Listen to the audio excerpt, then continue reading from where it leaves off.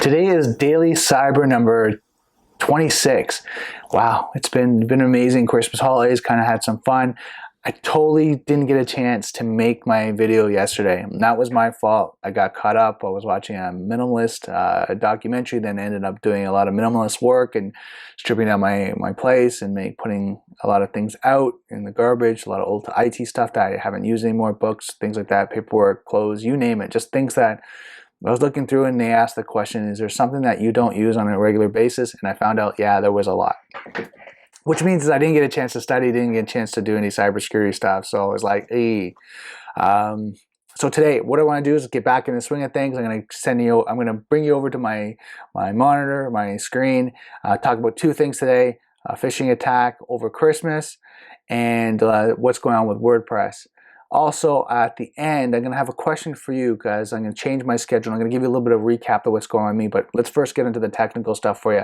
So here, let me bring you over to my screen. So over the Christmas holidays, I received this email from Andy George, two first names, about he had a multi-million-dollar project he was working on, and he needed my assistance to send money. He needed my assistance required to pay your rewards. So I'm getting rewards for something I didn't do. So again, I like to do research. I like to kind of be like IT security researcher and find out what's going on and dig a little bit deeper. So then I asked him, think that is great. You have a multi-million-dollar project. What assistance do you need from me? Just to see what's the scam, what's going on. So this is considered a phishing attack because they're trying to look for some information. So he goes in the backstory, tells me where he's from, what he's doing. He's in the military. He's been a peacekeeper in different areas. Did some work in I'm just trying to see here. I think it was in Thailand. And while he was doing that, he made some investments, some crude oil and all that, and made $6,900,000 US dollars. So what he needs to do is he wants to invest that money to my country. Doesn't stipulate what country it is, just my country. But all I need to do is provide him my personal information. So personal mobile phone number, my house address, my full name, and what else do we got here? Your ID or passport photo in order to process the delivery. So someone's going to deliver this briefcase full with $6,900,000. So this is a phishing attack. It's kind of one you'll see on a normal basis and all of us will catch. Another phishing attack that you have to be mindful, and I don't have a copy of it, but is the one where your family members may be on vacation. Right? And because this is the time of year a lot of people do take vacations, I just wanted to mention this just so we're aware, because I know that was another phishing attack that's out there, is that your family member's away and they need you to send money right away. So a lot of the times that someone has ghosted your family member's account or friend, significant other, they've ghosted account, so it looks like it's coming from them. And they're saying, hey, and they have a little bit of a backstory. They've gotten into some trouble, something's happened, they've lost their money, lost their wallet, whatever that situation may be, and they need you to send money right away. And then your family member is not. They're not away. They're at home, and whatever that may be. Now, there's another scenario where your family member is actually away, and someone's done the same thing. They've ghosted the account, and they're sending, that backstory and a request for money. And because it looks legit, you might send the money. Well, what I'm going to recommend, here's some tips to make sure that you're safe doing this, because there's kind of two scenarios that I'm going to talk about right now. The first scenario is your actual family member does need money. So before they go away, you should have two code phrases. One is that maybe they're in trouble and they need money, right? We'll call that like fuzzy bunny, right? So they go, hi John Doe, hi Jane, fuzzy bunny, right? In the actual email, the body of the email, they say, dear Brandon, and if they say dear Brandon or whatever, probably it's that, if it's not their verbiage or what they use. But if they use their verbiage and they say like fuzzy bunny, and then they go back in their story that what they need and they need you to send money, then yeah, you know, okay, it's legit, they need to send money. Now make sure that phrase is between you. Don't use fuzzy bunny, because this is a video that's going to go out to the internet. So use something that's specific to you and can't be socially engineered. It's not something you have on your Facebook page, your social sites, your dog, your pet, and all that that's out there. Make it something specific to you guys. The next one is salty dog, right? That's the next phrase. And that phrase you use if they're being coerced, right? There's someone that's, you know, forcing them to send money. They've got maybe into a situation that they shouldn't have, or someone's taken advantage of them, whatever that may be, and they're in a situation now they need to contact you. So if it's by phone, by Skype, whatever that may be, take as much information. Where they are, what time is it, what city they're in, you know, how's the best way to contact them. Like, take as much information. You know, do they need anything else? See if they can kind of relate. Do they need any medical supplies, anything like that? Just to ask questions. Don't go too deep. Like, are you being coerced? Are you being, just ask the right questions of, you know, where are you? What time is it? You know, what's the best way to contact you? You know, ask, you know, don't ask them if they have a cell phone, because, you know, if they do have a cell phone, it could be GPS tracked. So it might be something for the law enforcement use, but what's the best way to contact you? Let them relay that information, and then collect it, write it down. Take a piece of paper, open up another notepad or whatever, write all this information down, get it all correct. Tell them you need a couple days to, you know, a day to 2 days to send them money, because you have to go to the bank and transfer money and do all that stuff, and it's going to take some time. And then what happens, as soon as you disconnect from the call, right, then go to the consulate. And don't say on the call, I'm going to go to the consulate, I'm going to do that. Say, okay, you know what, let me kind of go along with the story, because you don't know who's listening in. As soon as you hang up, go to the consulate, you know, tell them what's going on, and say, look, you know what? I need help. I need the law enforcement, you know, things like that to get involved, because I think my significant other, son, brother, sister, whatever, is in trouble. And then follow that process, because then what happens, they can help you.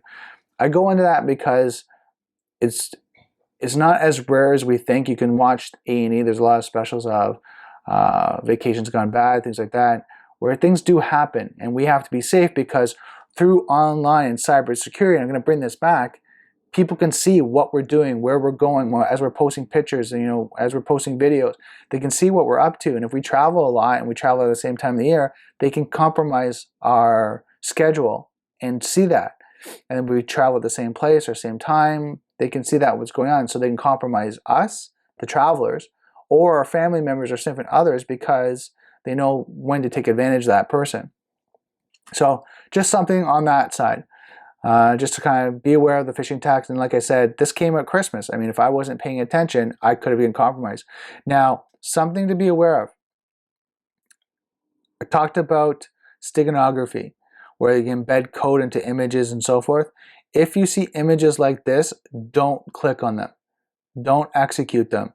You can bring up to Dropbox, save to your drive, look at have it all up in the cloud service.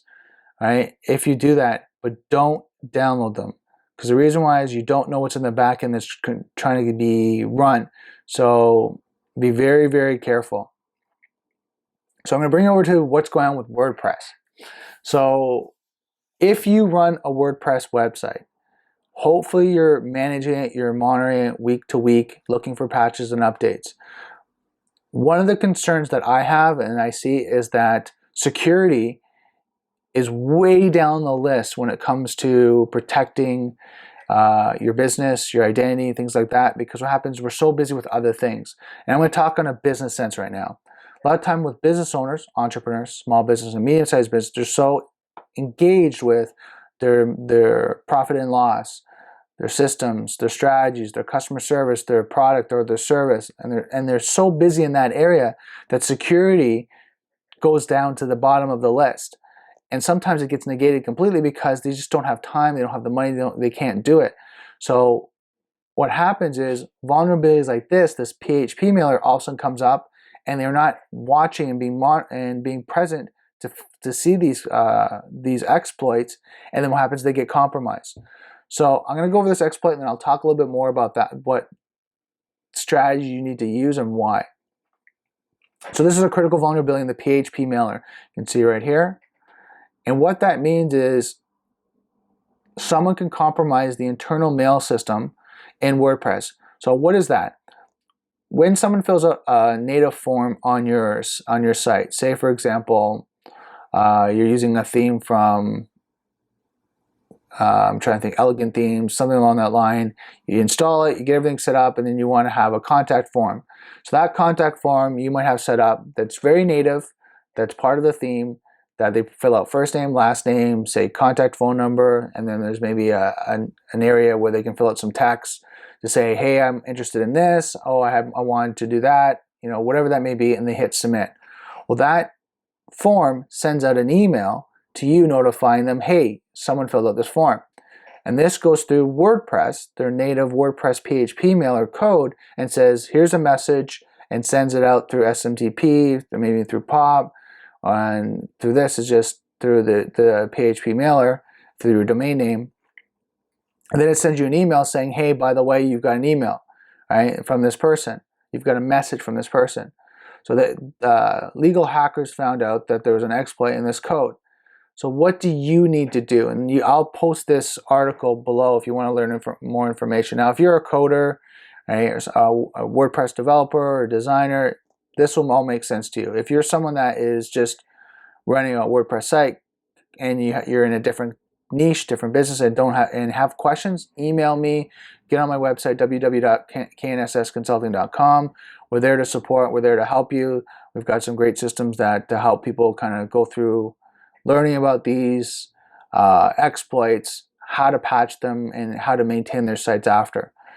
So you'll see it goes to the code and then tells you what to do. So there's an update that's out. I think they said it's coming out in the next 24 hours. And it'll be a PHPMailer that's upgraded to 5.2.18, and then that will help to patch it. I'm just looking here, just make sure I got this right. Issues, WordPress PHPMailer, 5.2. So the older version's 5.2.14 to 5.2.19. So they're saying here there's going to be a newer version of 5.2.18, and probably up to 5.2.19. But as it comes out, you're going to see more patches. So just make sure that, and here's, and want to kind of give you this, guys. When you click on the link, when you go it's wordfence.com. This is a great tool to use and a website to keep up to date on what's going on with compromises to your WordPress site. They're a really good tool to help protect WordPress. So what I really want to talk about the phishing attacks and WordPress is, when it comes to cybersecurity, I'm finding, and you can correct me if I'm wrong, that cybersecurity for a lot of small to medium-sized business entrepreneurs is way down that list. It's number, like, out of 12 tasks, it's number 15, maybe even 20. And a lot of times it gets negated. It's like, okay, you know what, we can do that later, let's do that, some other time. And then what happens is, when someone gets compromised, now it becomes number one because it affects the whole 12 other tasks. All your operations, all your systems, everything now becomes mission critical. So it affects your business, affects your profit margins, affects your clients, affects your e-commerce, affects all that if you get compromised. The other thing that affects you is that now you have to pay money to get it fixed. So it's kind of like this lose-lose situation. And this is why I recommend you connect with someone that is cybersecurity aware, that's constantly giving you information, that's constantly providing you insight. Now you're probably saying, hey Brandon, I watch you. If you do, great. Now if you're talking to someone and they're not, have them connect with someone. It doesn't have to be me necessarily, be someone else, but as long as they're doing it, because their compromise can actually affect you, right? If they're a supplier, they're a business partner, maybe you're in a joint venture, maybe you have a system that's interlinked, right? Maybe you guys are storing data together, whatever that may be. We are all connected when it comes to our business relation. If your client gets affected, right, and they have, say, malware on their system, and they go into your portal, and that malware can potentially have some code in it that exploits WordPress, something along that line, all of a sudden affects you. Now, I mean, this is kind of way out there, but these things happen, right? They could send you an email which has malware attached to it. All of a sudden now they send you an email, all of a sudden it compromises your contact list, your inbox, all of a sudden sends out spam to the 500, 1,000, 10,000 clients that you might have. All of a sudden now they're coming back to you saying, what's happening? So my recommendation, kind of like in your face recommendation, and this is for the ones that, now if you're doing cybersecurity, you're on top of that, it's not for you. It's for the ones that are kind of like, I don't need to deal with it. I'm kind of a little bit in your face saying, yeah, you do. Get on top of it, especially in this new year. I'm reading more and more articles that are saying the level of exploits and attacks are happening, are increasing more and more and more. Then now what happens is the smaller business entrepreneurs and medium-sized business that are negating IT security are going to be ones that are going to be affected more and more, to the point where it could eventually close companies, small companies, just because it costs you too much money to maintain it because you're constantly being attacked.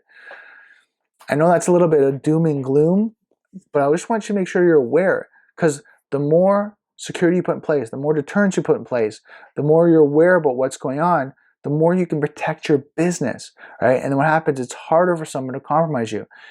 As long as you have someone that's kind of in your ear that's kind of saying, hey, make sure you watch for this, make sure you watch that, and you're like, yep, check, check, check, and you're like, that incident, that security vulnerability, that exploit, I'll look into it. And if that person's constantly saying, hey, that security expert that's in your ear going, okay, you know what, no, you need to pay attention, then you're on top of it. Then you're like, okay, yeah, he's talking about that, or they're talking about it, I need to go and look into it right now just so I don't get exploited. And here's an example, so you kind of look at dollars to cents here. If a website gets compromised, it can cost anywhere from $1,000 to $5,000 plus to fix it. We've had ones that are more expensive because they might not have a backup. The website itself the code has been compromised, so we have to recode the whole website or in specific areas. And then what happens is the time and the money that costs for that, the vulnerability might be with their hosting company, so switching over to a new hosting company because they're not aware that it's a shared hosting, and someone on that server doesn't update their website, doesn't update their patches, doesn't do anything like that, and it's like 4 years old in the sense of updates and patches, and they're just wide open. It's like having wide open door in your house and then people come and rob you. Well, this is no different. Well, when it's a shared hosting, if someone breaches there, they have access to the server. Once they get access to the server, they can walk through the rest, right? Unless you're securing it, and then it's a matter of time. Remember, I talk about software is hackable, being connected is vulnerable. So I want you to be aware that as you're going through your systems, your software, your cloud service, everything like that, it's all secure.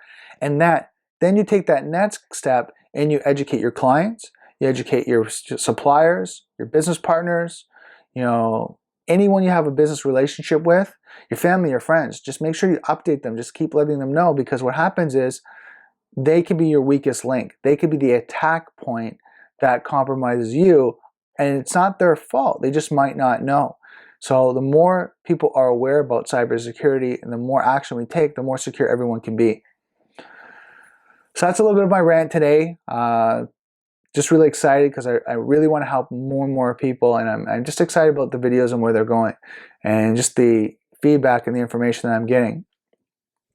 So I have a question for you, and here's the end of the video. If you guys want to drop off, you can kind of do a little bit of recap of what's going on with me, just so you guys know and can give me a little bit of insight of what you think. First and foremost, I'm changing kind of my format of when I do my videos, when I'm studying, and what I'm studying. So I changed my format of my videos. You guys kind of see, kind of incorporating a little bit of screen sharing, kind of give you some value and information there. Second of all, doing a lot of things in the morning because it's quieter. So doing my videos, doing my studying, doing my editing for CompTIA Security Plus, and my main course studying in the morning because it's quieter. I can be able to get things done. The next thing is at night, I'm starting to study Linux and Python. And Linux, I'm going to be just doing as I'm watching TV, just navigating, playing with the command line, just making sure I know how to navigate through Linux. And I'm going to be taking a course as I do this and just kind of navigating through it, just to make sure I know it inside out, because I know Kali Linux is extremely important to know and to be able to use when you're doing penetration testing. Next thing is the Python. I have a question for you. If you're a coder, how long does it take you, how long do you think, or how long did it take you to learn code? Learn your first language, not all the code that you know. I'm sure you know different languages, but your first one. How long did it take you to learn? I'm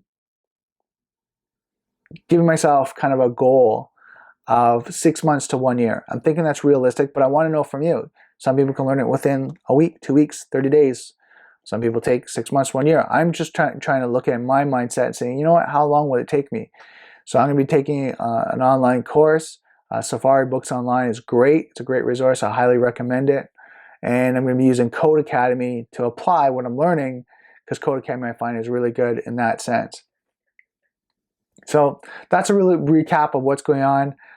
Back doing videos again. I'm really excited, and I'm really excited to hear your feedback and what you think, right? Just to keep you updated and to make sure that you're staying secure and you're staying protected. So that's the end of the video today. I want to keep it as short as possible so you can get as much information. Some recommendations on watching these videos. Watch them on your iPhone, put them on the background, listen to them, right? If you subscribe to my YouTube channel, just every day, listen over them, just to make sure that you're aware of what's going on.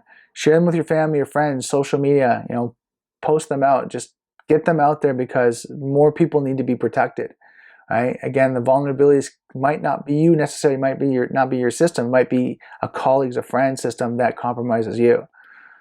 So yeah, really kind of get the information out, protect yourself, learn, just listen to this in the background as you're doing your work, kind of have it like almost like a podcast kind of type thing, where just I'm in your ear, that you're kind of learning. And yeah, just share it out, share it to as many people as you can. The YouTube videos, go subscribe to my YouTube channel. I'll post that link in the description. Share that out as well. Just get people to be mindful of cybersecurity, because it's going to be something that, actually it's not going to, it is right now. It's something that we need to be aware of, need to protect ourselves, and really need to take action and be proactive about our cybersecurity awareness. So that's it. I'm off for today. I hope you have a great day, and I will talk to you tomorrow. And don't forget, software is hackable, being connected is vulnerable.